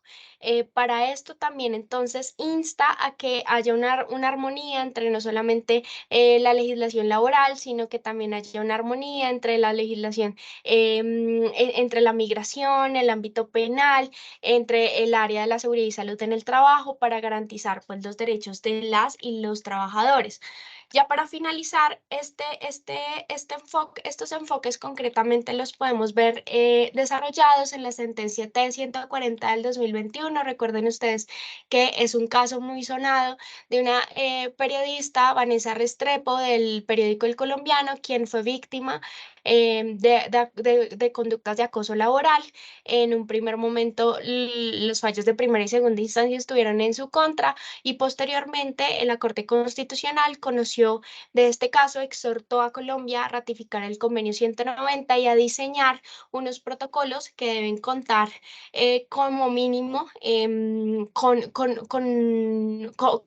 unas características en concreto: el cuidado inmediato, la atención psicosocial y la asesoría jurídica por parte del empleador para la prevención de las conductas de acoso. Entonces, básicamente, ya para finalizar, es esto. Mil gracias. Bien, muchas gracias a María Fernanda, a la doctora Natalie. Han sido unas presentaciones excelentes que insisten en una investigación muy profunda en relación al tema mujer, derechos humanos, género, muy de la mano de lo que en efecto en las maestrías, en estos posgrados estamos desarrollando y que con la electiva estamos así profundizando de esta manera. Toda la investigación jurisprudencial, legal, muy importante, tanto en el ámbito laboral, como lo explicaba la doctora María Fernanda, como en el ámbito netamente ya histórico, jurídico, como lo decía la doctora Natalia Niño, pues nos dan pie para entender un poco lo que serían las perspectivas de la mujer, el género y los derechos humanos. Bien, no, les agradezco inmensamente. Es una de las mejores conferencias que he tenido. Me parece muy acertado. Y esperando que a todos los integrantes de la electiva haya sido de gran agrado y utilidad, sobre todo para lo que en efecto son los contenidos mismos de la electiva dentro del desarrollo del curso virtual. Pues vamos cerrando un poco este capítulo, un capítulo muy importante dentro del curso y obviamente que refleja una riqueza frente al conocimiento, frente a esta visión muy humana y frente a lo que en efecto sería el desarrollo conceptual, como bien lo tiene acá uno de nuestros compañeros que felicita la claridad conceptual con la cual ustedes han dirigido la charla. También vale la pena señalar un poco todo lo que es el esfuerzo desde la persona, desde el ser humano, desde la mujer, desde la madre, la hermana, la esposa, la hija, la prima, bueno, en definitiva, este ser que de una u otra manera cada vez más es más reconocido y representado y que en efecto tiene este poder para desarrollar plenamente todas sus capacidades en igualdad de condiciones y en equidad de condiciones dentro de lo que es el desarrollo de nuestras sociedades cada vez más humanas. De ahí que, volviendo al curso, podríamos decir que desde el escenario institucional también se ha venido forjando la idea de esta equidad, igualdad, desde la legalidad en el ámbito nacional como internacional, desde lo que es en efecto el reconocer pieza fundamental a la mujer dentro de lo que es la estructura de la humanidad y el reconocer y darle pie a lo que en efecto sería este desarrollo. Bien, valdría la pena que revisáramos los documentos, los videos, las herramientas. Recordemos que están en nuestro curso virtual y junto con esta conferencia que acabamos de tener, enriquecer más nuestra posición frente a lo que es el tema del género, la mujer y los derechos humanos. No sé si alguno quiere intervenir. María Carolina. Sí, profe, muchas gracias. Buenas noches para todas y todos, profesora Natalie, profesora María Fernanda. Un agradecimiento muy especial por esta charla tan interesante que nos acompasa muy bien con el curso de género que estamos desarrollando todos acá en este curso. Profe Natalie, una pregunta. Cuando tú explicabas lo del tema de perspectivas y enfoques que tú haces como una diferencia, a mí no me quedó muy claro. ¿Tú me podrías de pronto volver como a explicar la diferencia sustancial que tú planteas, por favor? Sí, claro que sí. Es que si uno lee literatura jurídica propiamente, pues uno pareciera que se tratan como sinónimos, ¿no? Pues, sobre todo la jurisprudencia internacional habla de perspectiva de género. Nosotros aquí en Colombia hablamos de enfoque de género. Pero yo creo que eso tiene una diferencia y que la diferencia hay que hacerla y que es sumamente importante hacerla porque las perspectivas, digamos que tienen un origen o una raíz en una corriente filosófica epistemológica, si se quiere, por decirlo de alguna manera, ¿sí? Perspectiva significa mirada de cerca, ¿sí? Y cuando nosotros decimos que solamente existe una forma de ver el problema, pues estaríamos como cerrando la posibilidad del debate, ¿sí? Mientras si lo que tenemos son perspectivas para ver un problema, muchas miradas, ¿sí? Como dice Nietzsche, ¿no? El águila que baja, se aproxima, enfoca, pues entonces lo que vemos es que existen múltiples feminismos que tienen diferentes respuestas a los problemas de las mujeres, ¿no? Por ejemplo, el tema de servicio doméstico, que es un punto importante en la reforma laboral. Para las feministas de corte, digamos, más socialistas, dirían, no, es que no se puede regular el servicio doméstico sin pensarlo, encajarlo en lo que nosotros llamamos trabajo reproductivo, ¿sí? Que es, que implica la reproducción de los seres humanos, el cuidado, ¿sí? Y eso es sumamente desconocido, no se reconoce y por lo tanto el trabajo, si se regula de forma aislada, se precariza, ¿no? Eh, Otras dirían, de corte liberal, dirían, no, pues es que el servicio doméstico es un servicio, es un contrato y hay que regularlo, ¿sí? Entonces, otras feministas responderían, no, porque es que ese servicio reproductivo ha permitido que otras mujeres de clase alta salgan a trabajar, ¿sí? Mientras que las mujeres pobres, migrantes, afroamericanas, pues son las que se quedan haciendo el trabajo reproductivo de ellas y de las otras mujeres, que es altamente precarizante. Entonces, las perspectivas abren, ¿cierto? Como los diferentes enfoques que tiene el feminismo para comprender un problema. Mientras que o sea, las perspectivas son como los diferentes teorías, ¿no? Que se abren desde el feminismo para comprender un problema. Nosotros no podemos creer que solamente un feminismo arroja resultados o que solamente un feminismo arroja la respuesta a un problema. No, nosotros como feministas tenemos que estudiar todo el panorama. Y el enfoque como tal ya es la herramienta que se incluye en la toma de decisión judicial o en la construcción de política pública.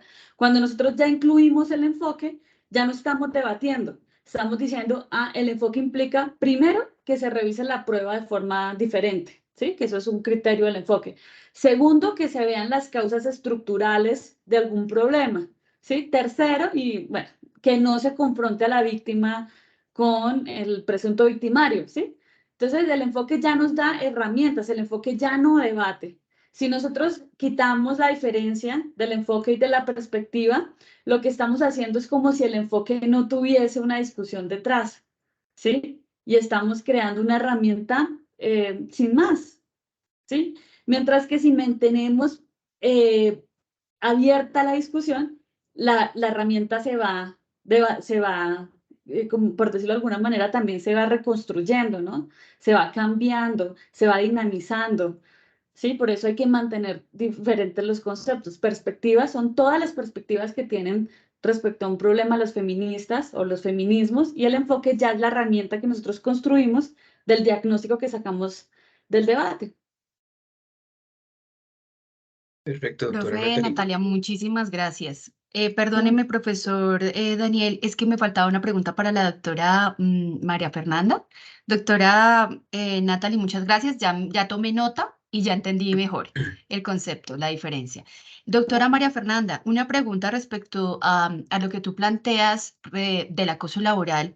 ¿Cuáles serían las razones de todo ese análisis que tú has hecho desde tus búsquedas investigativas por las cuales Colombia no ha ratificado el convenio a hoy 2023? Sé que se está hablando, sé que, digamos, estamos hablando, tú nos hablaste de la ley 1010 del 2006 y de los pronunciamientos jurisprudenciales que nos señalaste, muy valiosos, pero ¿cuáles serían desde tu punto de vista unas razones como muy puntuales por las cuales Colombia no ha ratificado ese convenio que nos señalaste?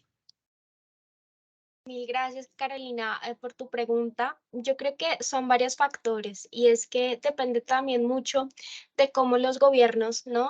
Quieren desarrollar y quieren responder concretamente a sus obligaciones, ¿no? Si bien Colombia no ha ratificado este convenio 190 de la OIT, lo que también es cierto es que a través de la constitución de la OIT, como país miembro y más aún como país miembro fundador, a través, si no estoy mal, del artículo 17 de esta Constitución, se dice que los países miembros pues tendrán unos términos para ratificar estos convenios de la OIT. Sea lo primero señalar esto. Yo creo que depende de varios factores. Uno de estos, el primero es un factor político, ¿no? Porque hay gobiernos a quienes sí les interesa promover la protección de los trabajadores, promover algo muy importante que es este trabajo decente que últimamente venimos escuchando mucho por parte de la Organización Internacional del Trabajo. Y además de esto, ¿cierto? Promover algo que también he escuchado últimamente y es el diálogo social a través del tripartismo y consecuencialmente cumplir un objetivo que es esta justicia social. Entonces yo creo que depende mucho de los gobiernos y yo creo que otro de los factores que impidió que nosotros no lo ratificáramos es que nos confiamos que con la ley 1010 basta. Yo creo que, y recuerda, Carolina, que yo hacía un análisis y era, bueno, no solamente está la ley 1010, la que me va a decir qué es acoso, cuáles son las modalidades, sino que van a haber otras normas que me van a ayudar a prevenir el acoso y me van a ayudar pues a sancionarlo posteriormente. Pero entonces yo creo que uno es porque yo creo que no fue un querer del gobierno, no fue una preocupación, porque yo creo que, y creo que lo digo abiertamente, todavía vemos mucha precarización en el trabajo y creo que a los gobiernos anteriores no les importó esta precarización. Mira el contexto histórico que nos da para crear Ley 1010, ¿no? Ejecución sistemática de trabajadores sindicalizados, nos estamos viendo mal internacionalmente, pues hagamos una norma de acoso laboral, pero ¿esto es suficiente? No lo sé. Ahora, esto por un lado, y por otro lado, creo que consideramos que basta con la ley 1010 del 2006, pero creo que esto no es así, porque es que hemos ido reinterpretando, hemos ido agregando más elementos conforme al desarrollo jurisprudencial de las altas cortes. Entonces, en mi criterio personal, creo que son esos dos los factores determinantes. Ahora que vemos que hay diálogo social, que hay tripartismo social, que verdaderamente hay un diálogo entre sindicatos, entre empleadores y entre Estado, es que estamos empezando a tener la iniciativa de ratificar muchos convenios que ya debimos haber ratificado hace un buen tiempo. Entonces, creo que esa es mi perspectiva. Muchas gracias, profe María Fernanda. Muchas gracias, profesor Daniel, por la intervención.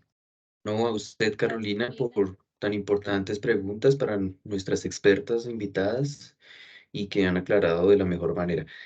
Francisco Javier, ¿tiene alguna pregunta? Doctor, buenas noches, compañeras, compañeros, cordial saludo a las Buenas noches. profesoras muy amables por su claridad conceptual. Solamente hacer referencia a dos puntos que me parece fundamental para la reflexión y para el análisis académico. Uno que me parece importante que se haya tocado esta categoría de la injusticia epistémica, que yo la he venido asociando con la inequidad epistémica que se va dando a nivel de todos los ámbitos de la sociedad y que lastimosamente se ve mucho instituciones educativas y en los grupos académicos. Prueba de esto es que a veces uno en la misma universidad encuentra que son muy contadas las mujeres que hacen parte de los grupos académicos y de los grupos docentes, tanto en pregrado como en posgrado, y creo que eso genera algún tipo de inequidad epistémica. Y pues es una invitación a que se plantee el tema desde el punto de vista de la igualdad y equidad de género. Y dos, la profesora Natalia hablaba de muchos feminismos y me parece que es acertado en el sentido de que a veces uno encuentra tantos feminismos como personas femeninas se quieren hacer reconocer. Yo no sé qué categoría plantearnos desde la academia, desde la universidad, desde las maestrías con este enfoque de género y de derechos humanos. Yo soy de la maestría en Derecho Disciplinario. ¿Cómo plantearnos de tal forma que cuando hablemos de feminismo no nos cause ampolla o no le cause ampolla a algunas personas porque se va distorsionando la misma categoría y la implicación que tiene esta categoría como feminismo? De hecho, en mi trabajo de grado estoy planteando el proceso disciplinario con enfoque de género o con enfoque diferencial, porque creo que es fundamental tenerlo claro, sobre todo en lo que plantea la profesora María Fernanda a partir de la ley 1010 y todo el tema de acoso laboral. Solamente esos dos puntos para la reflexión, profesor Daniel. Muchas gracias por este espacio. Bien, muchas gracias, Francisco, doctores. No, muchas gracias. El texto se llama Injusticia Epistémica. Miranda Fricker es la filósofa que trata el tema sobre esta nueva forma de pensar también las injusticias que tienen que ver con quitarle credibilidad a las personas, ¿no? Sin antes escucharlas o escuchándolas uno no pone atención o le resta credibilidad, ¿no? Que pasa mucho en las universidades, en los sistemas judiciales también. Pasa un montón. Hay un caso muy interesante que uno podría ver, que es el caso Bárbara, donde un juez dice, es que esa mujer es mentirosa porque es fea y se tapa la boca y no tiene dientes y por eso se tapa la boca y por eso miente.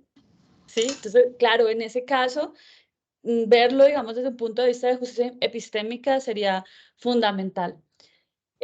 Yo pienso que los feminismos siempre han sido muy incómodos y eso es lo importante, ¿no?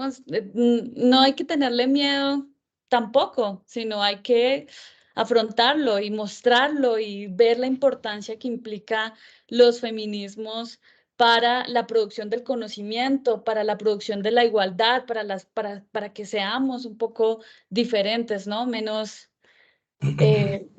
bajo estas valoraciones en las que vivimos, nos educamos, nos construimos y que todos los días intentamos deconstruirnos. Ponerles otros nombres, yo no estoy de acuerdo, ¿no? Yo creo que hay que asumirlo así, ¿no? Directo, los feminismos y de ahí partió todo esto y esto es lo que defendemos, de alguna manera, es mi punto de vista. Muy bien, gracias, Natalie. Porque la Doctora, verdad incomoda también, ¿no? Y eso hace la filosofía también. sí, es parte integral, digamos, de todo esto. Incomodar también es parte integral de lo que sería ese resurgir. Bien, María Fernanda, no sé si quieras acotar algo. No, profe, yo creo que es muy acertado lo que dice, la reflexión a la cual llegamos, y es que yo creo que me faltó mucho de qué hablar, yo me emocioné acá hablando, pero creo que uno de los factores y uno de los contextos que más incide en el acoso y uno de los grupos que mayormente se va a ver afectado somos las mujeres, y es que no es un secreto, la Organización Internacional del Trabajo cuando crea Convenio 190 de la OIT se da cuenta que utilizando estos enfoques es que vamos a evidenciar algo, y es que las mujeres son el grupo de personas que mayor ha sido acosado a lo largo de la historia. Y lo vemos acá en Colombia. Insisto en este ejercicio académico que yo hice consultando sentencias de la Corte Constitucional. Casi que la mayoría de las sentencias de acoso y de unas sentencias muy curiosas, pues son de mujeres. Y vemos cómo se discriminan y cómo se vulneran estos derechos, ¿no? Entonces, es muy interesante este análisis. Y yo quiero completar una cosa que encaja muy bien con lo que está diciendo la profe María Fernanda. Y miren que cuando se enseña acoso en el mundo del trabajo, se parte de un texto de los años 80. Y no es cierto. El acoso como tal surge de los feminismos de los años 60, 70, cuando las mujeres comenzaron a denunciar todo lo que les estaba pasando en el mundo del trabajo. Y todas las luchas de las mujeres se ocultan tras una historia totalizante, ¿sí? Donde no permite ver todo lo que han producido las mujeres en términos jurídicos. Igual trabajo, igual salario, es un principio del derecho laboral que se ganó a punta de las mujeres sindicalistas del siglo pasado. El acoso laboral surge de los feminismos radicales de los años 70 y todas las instituciones del derecho nosotros no las estudiamos en clave de movimientos sociales ni de teorías feministas ni de las luchas de las mujeres y eso también es violento porque queda invisibilizado y eso hace que nosotros no entendamos las instituciones porque surgen en el marco de que o se ocultan, ¿no? Como siempre ha pasado con la historia de las mujeres. Así es, doctora Natalie, y esta visibilización es fundamental, sobre todo para entender lo que sería el rescate a estos derechos que han sido vulnerados no solo una, sino muchas veces a lo largo de la historia y que hasta ahora se está tratando de volver a retomar. Bien, vamos a pasar para una última intervención de los compañeros, ya para terminar nuestra sesión, muy interesante, muy enriquecedora y que nuevamente agradezco. Paul Osvaldo, ¿tiene alguna pregunta? Sí, gracias. Buenas noches a sus compañeros, a los profesores y a los intervinientes. Más que una pregunta, es como un consejo de cómo abordar un escenario particular. Pues yo soy estudiante de la maestría de Derecho Penal y pues me desempeño como empleado público. Y pues he tenido situaciones en las cuales pues trata de aplicarse una norma, pero también trata de darse un consejo, trata de darle un camino, una información a alguien. Siempre los temas de género han tratado de, porque evidentemente el objetivo es la mujer, de darle mucha información a la mujer, de darle mucho escenario para que ella aprenda y entienda cuáles son sus derechos y pueda conocerlos y visualizarlos y que los demás los visualicen y poder reclamarlos y poder hacerlos efectivos. Porque lastimosamente los estereotipos, los feminismos han llevado a que las mujeres acepten por demás situaciones que en realidad no son de igualdad. Como por ejemplo lo que dice la doctora Natalie frente al trabajo doméstico, que es el trabajo reproductivo, me parece un concepto muy acertado. Bueno, el material que nos han presentado hasta el momento nos ha permitido sacar una conclusión, o por lo menos yo he sacado la conclusión de que el problema es la forma en la que la mujer ha sido invisibilizada. Entonces, se han traído las leyes, como en este caso la del trabajo, la 1010 que es 2006 que acaba de decir la doctora, y esta se ha acompañado, por ejemplo, con las leyes que hablan sobre delitos en contra o violencia en contra de la mujer, que considero son leyes que no sé por qué habría de haber una ley para que a una mujer se le reconozca un derecho laboral o para que no se le violente, pero sin embargo esa es la única forma en la cual se puede hacer un énfasis en la sociedad. Sin embargo, considero que esos marcos jurídicos son muy limitados. Entonces, llegamos al escenario de pronto de la violencia simbólica que me llama mucho la atención porque está llena de feminismos. Llenamos al escenario de la violencia simbólica. Y, por ejemplo, yo cito un escenario de violencia intrafamiliar muy recurrente en un estrado judicial. Todo, pues, prácticamente cada vez que vemos unas audiencias preliminares vemos una situación de machismo sobredimensionado, materializado en violencia psicológica, física, en fin. Y pues muchas veces, como acabo de decir, estas leyes tienen limitantes. Entonces, si de pronto observamos que la violencia no es una violencia que la persona ha quedado casi medio muerta o que casi se convierte en un feminicidio en tentativa, por decirlo de alguna forma, pues los medios de protección que hay para la mujer, como la ley de Rosalvira Ceres, que permite tener algunas actividades pertinentes, pues permite hacer algo ya desde el punto de vista del derecho. Pero entonces, como yo veo, o como me permite ver todo este desarrollo que se ha hecho sobre la información de los derechos de la mujer, siempre se le informa mucho a la mujer, pero ¿Qué consejo le podemos dar a los jóvenes, al muchacho hombre que está en su casa, a que estas conductas no se visualicen y más bien visibilizar más el papel de la mujer? ¿Cómo decirle a un muchacho, por ejemplo, que está en una situación de violencia psicológica con su mamá? Le dice que porque su mamá tiene una profesión de que ella trabaja, es trabajadora sexual, entonces él la humilla, la grita, la trata mal y eso se convierte en violencia intrafamiliar por el simple hecho de que es un muchacho de 18 años. Violencia intrafamiliar agravada que tiene una pena incluso bastante grande, que supera los 8 años. Entonces, la medida no es imponerle y mandarlo para la cárcel y decirle, no, muchacho, usted se va para la cárcel porque usted no es capaz de mantener su núcleo familiar correctamente. La ley tampoco lo permite porque la ley habla sobre un marco en el cual se defiende la mujer y lo máximo que se puede hacer es desalojar a la víctima y no evitar cualquier contacto. Pero entonces, ¿cuál sería el consejo o cómo sería cómo hacer clic en un joven? Porque casi toda la información es destinada o recibida para una mujer, dirigida hacia una mujer, para que no recaiga en ese estereotipo, para que no se convierta en ese ser machista, para que entienda que si el papá le pegó a la mamá o si el tío le pegó a la hermana o si he visto casos que incluso el nieto le pega a la abuela, la golpea, no recaiga en ese estereotipo. ¿Qué frase le podríamos dar a ellos para que haga clic en su mente y que permita visibilizar, hacer un trabajo pedagógico desde el hogar, que considero que es el lugar en el cual lastimosamente muy poca educación hay sobre el término de hablar sobre no binarios en una reunión familiar? A veces incluso puede causar hasta risa, porque es la verdad. Las personas desconocen mucho sobre esos tipos de términos y consideran que precisamente en ejercicio de esos feminismos invisibilizan a la mujer. ¿Qué consejo le podríamos dar? Muchas gracias, profesoras. Bien, gracias a la intervención de Paul. No sé si los doctores quieren intervenir.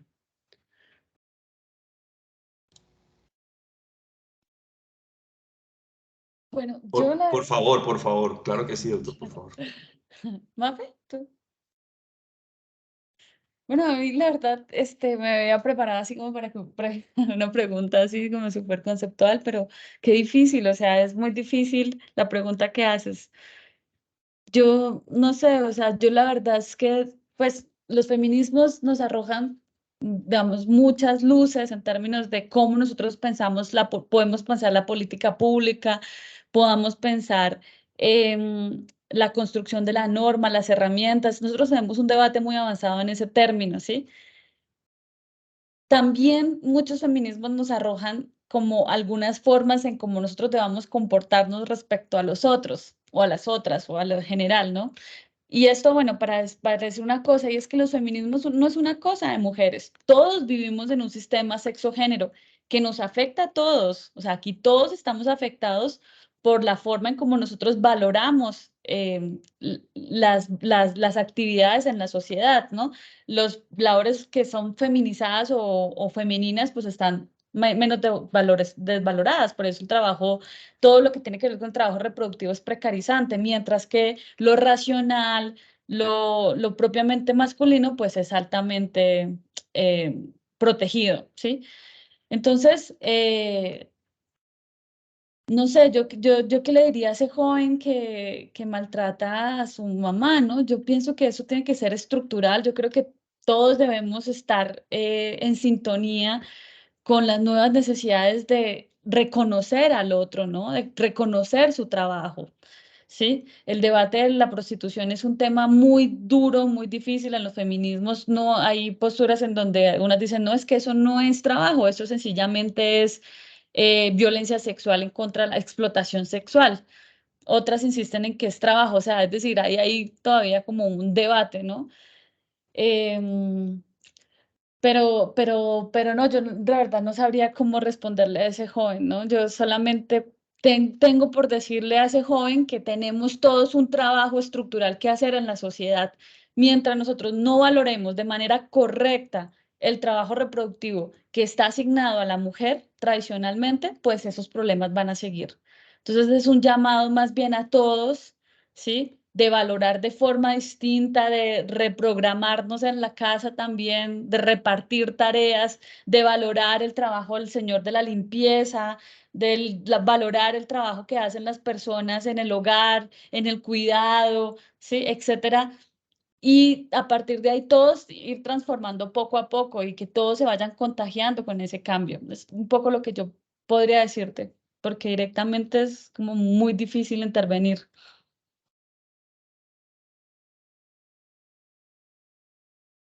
Bien, muchas gracias a la doctora Natalie, una intervención muy valiosa, considerando este inconveniente, esta dificultad, digamos, de interiorizar una conducta que en efecto debería ser la normal, pero que lamentablemente no lo es, por los estereotipos, por la cultura, por todo cómo vivimos, más en nuestra sociedad. Y por supuesto, digamos, en una sociedad donde el trabajo sexual es tan estereotipado, ¿cierto? Pues entonces, obviamente, pues hay unas violencias estructurales sobre la mujer, ¿sí? Que no solamente van del hijo hacia la madre, sino que ella completamente está atravesada por un sinfín de violencias en el trabajo, en la forma en cómo se relaciona con los demás, en las valoraciones que se tienen sobre su trabajo, su oficio, ¿no? Si somos feministas que reconocemos en el trabajo sexual trabajo, ¿sí? Entonces, claro, hay que cambiar, es la forma en cómo nosotros valoramos los oficios en la sociedad. Mientras nosotros sigamos diciendo el señor de la basura, eso no va a tener ningún cambio. Los señores de la basura somos nosotros, ellos son los señores de la limpieza. Y sin esa limpieza, esto sería una enfermedad completa. Y cuando eso se cambie, sí, pues nosotros vamos a transformar completamente la sociedad. Y eso es un poco digamos, desde donde hay que trabajar, desde esas percepciones muy concretas, ¿no? Sí, salir de ese patriarcalismo, de esas clases, de esa visión del otro como inferior en cierta medida. Hay que salir de eso y volver al escenario de la igualdad y la equidad. Doctora María Fernanda, para que terminamos con tu intervención. Wow, mil gracias, profe Daniel. Yo creo que, como le dice Nata, es una pregunta muy difícil. Es una pregunta muy difícil, pero cuando tú nos haces esa pregunta, a mí se me viene a la cabeza una lectura. Me dejó mi profesor de seguridad social en pregrado y después en el posgrado, 2 veces, y se llama Papá, ¿qué es la dignidad humana? Si algo yo se las comparto. Y yo creo que a través de esa lectura definitivamente se podría concientizar mucho a las personas, tan es así que a mí me tocó mucho esta lectura cuando yo la hice con mis estudiantes en seguridad social. Ellos se emocionaron mucho y de verdad tuvieron una reacción muy chévere. Y yo creo que se trata de romper estos contextos bajo los cuales lamentablemente estamos y bajo este contexto que tú nos expones, que es muy lamentable, pero lo que yo haría es remitir a esa lectura, Papá, ¿qué es la dignidad humana? En donde un niño le pregunta a su papá, ¿qué es la dignidad humana? Y básicamente va más allá de lo que conocemos que ha desarrollado la corte, de vivir bien, vivir sin preocupaciones, vivir sin humillación, va más allá y, y, y, y, y nos invita a hacer reflexiones de una manera, yo diría, muy poética, y es que si nosotros empezamos a entendernos así en sociedad, de esta manera más amigable, de una manera un poco más amena, yo creo que todos nuestros contextos empiezan a cambiar. Es diferente cuando tú le dices a alguien, Eso lo estás haciendo mal, cambia tu forma de ser", y le pegas. Mira, lo estás haciendo mal, podemos mejorarlo de esta manera.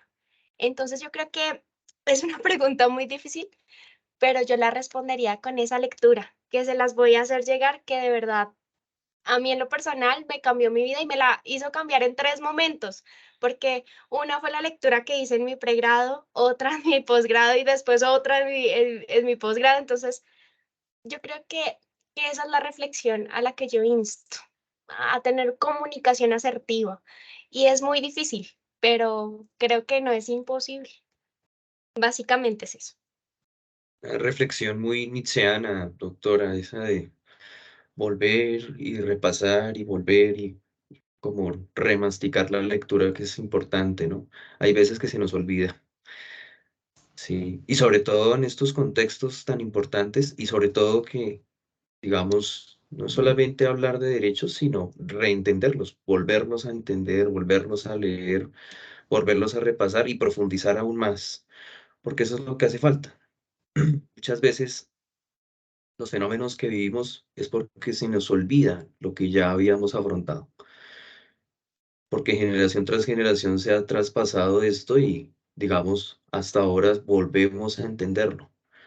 Entonces es como un escenario epistémico, es un escenario hermenéutico en cierta medida del mensaje que el derecho en sí tiene y volver nuevamente a entender la realidad como nos toca y como volvemos a repetir y a enseñar y a volver a reenseñar y a revalorar lo que en efecto se ha hecho durante tanto tiempo.